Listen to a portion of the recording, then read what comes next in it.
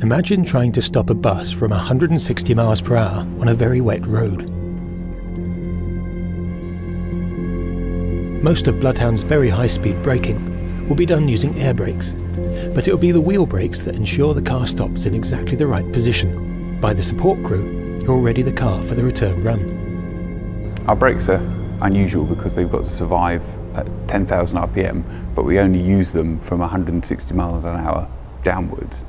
So initially we tried using these carbon rotors that were off a fighter aircraft, but unfortunately they wouldn't survive above about 5,000 RPM.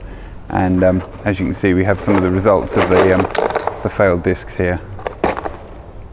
This is a runway disc for the Bloodhound car, but the desert discs are a similar size, and as you can see, they're quite large and they're quite difficult to package in the front of the car. We try and keep everything as narrow as we can, and as a result, the front upright on the car has ended up having the caliper actually built into the upright.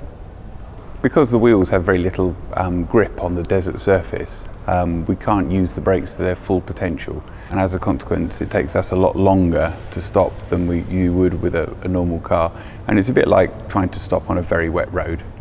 It was decided that steel would be the most suitable material for the discs, but they would need testing to make sure they didn't warp or become brittle at extreme temperatures.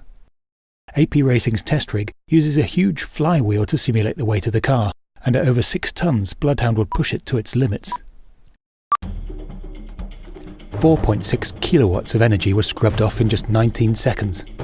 Although the disc surface reached temperatures of over 850 degrees centigrade, it performed perfectly and could be used several more times. The next test will be to see if they can survive the 10,000 RPM spin test that destroyed the carbon discs.